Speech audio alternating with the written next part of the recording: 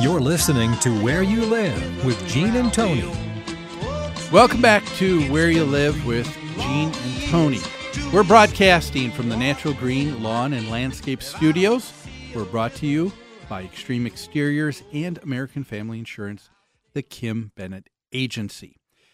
We usually somewhere in our show insert that we've got a way for people to contact us. That's right. We want to hear from you and hear your opinions on the stories we're discussing, hear your opinions about our opinions, or hear what your questions are.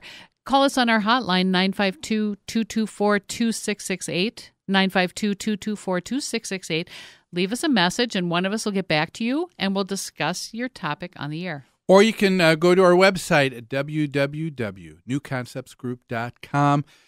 Pull down on the menu that talks about the radio show, and there's all the contact information to leave a voicemail for us personally, our email addresses.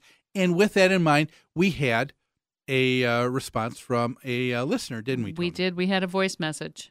Yes, and this was about 2 weeks ago when we were talking about the issue. Folks, if you were with us then, a particular owner in a condo association was upset because the people that lived above him had a dog.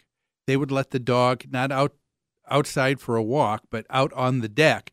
The dog would defecate and urinate on their deck, dripping down to his deck below. That's right. And it had gone on for a long, long time. He had gotten very upset, and he, after about a year, went upstairs, took a gun, and shot them. Shot and killed two people. Shot and killed both of them. Right. And so we had someone who had a call to respond to that particular show. Yeah, I was just going to say the guy who shot his neighbors upstairs, obviously wrong, but he didn't shoot those people based on the actions of the dog. He shot them because for a year they allowed their dog to piss all over his deck. You know, if you're going to be a jerk, you're going to get what you get. You know, like obviously shooting was wrong, but you know, there's no substitute for being considerate of your neighbor. And to allow the dog out on the deck when you knew that there was a problem is inexcusable. So, what do you think of that? There's no substitute for being inconsiderate to your neighbor. I don't know. I kind of think that shooting maybe that may be a little bit worse. Yes. Yeah. Are we talking about a measured response here? No. You know, that was a huge overreaction. I think our caller is trying to say, you know, this didn't happen in a vacuum. The victims were not totally without responsibility here. In fact, the victims had a lot of responsibility in this situation. And I get that point, but truthfully, we know that pulling a gun on someone over a dog issue is not appropriate. And I don't think that we were implicating at any time when we were talking about it that these people who had their dog, letting their dog out on that deck, that they were free from any wrongdoing. No, that's right. And in fact, I have almost the opposite stand. I think we've gone way too far in asserting and assuming that victims are always in the right and that are never responsible for what happens to them. I'm sorry. Yeah. Victims usually have a great deal of responsibility about what happens to them. And I won't say any more about that. And, you know, I bet you if we had a chance to be face-to-face with this gentleman and talk to him, I bet you that's really the point he wanted to make, too. I do think and that's he probably what would take back a little bit about the idea of shooting, because obviously that is not a measured response for someone who's annoying you with their pet. No, that's right.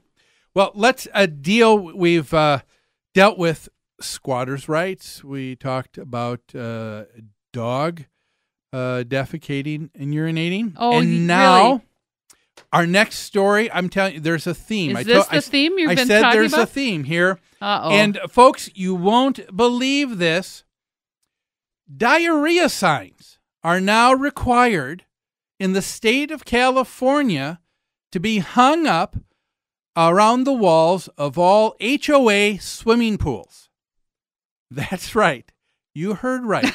New pool signage that's required by the state of California. I guess there is a new poop issue among HOAs, you know, and it's a requirement now. It says the California Building Standard Code, amended effective September 1st, 2012, to say that this diarrhea sign has to be up in all public pools. And further... But it went on to specifically name homeowner associations. And what's interesting about this is that HOAs have been considered a separate class. They are not considered a public pool, a public They've place. not been considered a place of public accommodation. Exactly. In many instances and in many issues of legislation. But in this, they specifically said the diarrhea sign does apply to condominiums, townhomes, and homeowner association pools. Now, they went through, what's interesting, the state of California went... What's going on with diarrhea in California, Gene? Are you going to explain that? Why do they need these signs? Well, I don't know. You stop and think... Is it a warning? Is it a warning? Is it a... Our politicians have been concerned, have they not, about the size of soda that we sip? They do that in New York. That's true. They are concerned about the calorie intake that you have, and that's got to be posted. We're talking about a government that feels that they have got to be the parent for us in everything, because we can't figure this stuff out on our own. So what is the diarrhea sign about? Well, the diarrhea sign, this is interesting.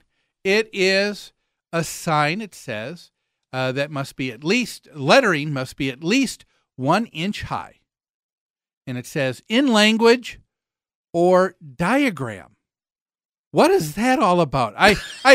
What kind of diagram are you drawing for diarrhea?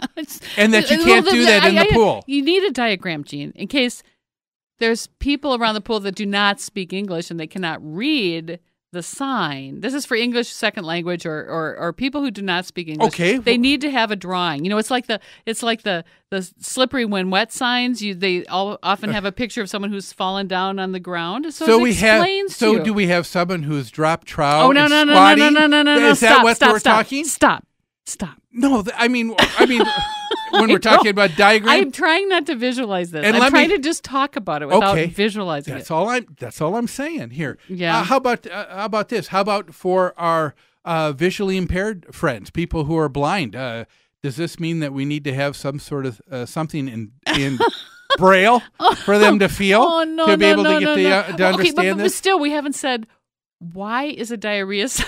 Why does California think it's necessary? Right. Is it like flying in from outer space, or Here's the issue. They said persons having currently active diarrhea or who have had diarrhea within the previous 14 days shall not be allowed to enter the pool. So that's what the sign needs to say. So we can't figure out that if you're ill, you shouldn't be in the pool. People who own the pool can't figure out that if that happens, that something needs to be cleaned up. They should maybe close the pool and clean it up. I talk about so it's got to be a warning in advance. So in case I happened to be ill and dang it, I wanted to go swimming that day anyway, I'll see this warning and go, drat. Yes. I shouldn't have come to the pool today. Yeah, here I am. Okay, now let me all dressed up, no place to go. First of all, what incident occurred that initiated this movement? Oh no! Oh no! I can't believe I said that. Isn't that interesting? What occurred that started this whole thing? You know that happened, didn't you? Well, something happened. Some legislator somewhere had their nephew in the pool, and all of a sudden something went wrong. Something really went bad. wrong. But how unnecessary is this? Do we not already have laws in effect that if you own and operate a pool, that there are certain levels of pH and cleanliness and things that are tested each and every day? And if an accident happens in the pool, not only bodily fluids, but someone spills their malt in the pool or drops their beer in the pool, they have to take action. Yes, they do. And they clean it up. Talk about the nanny state personified here. How about this? Okay. You got the sign, but you're still relying on people to obey the sign. How are you going to prove that I've been sick in the last 14 days? Well, you're right. How does this do anything other than create another expense for additional signage? I mean, how long are all the lists and rules that are already on pools? Yes, yeah, exactly. I've seen that. Exactly. Well, we talked about this before the show. We could have signs plastered over every square surface of our common areas out there in the world, telling us what to do, what not to do, and what to watch out for, and what to be careful of, and still not cover all the incidents that may occur. I know. Right? Unbelievable. Oh. But that's what's happening in California. the state of California. And as goes California, eventually, there goes the country. There goes the country. Well, and what also goes is a station break right now. Don't go away, folks. We've got another segment of Where You Live after these messages.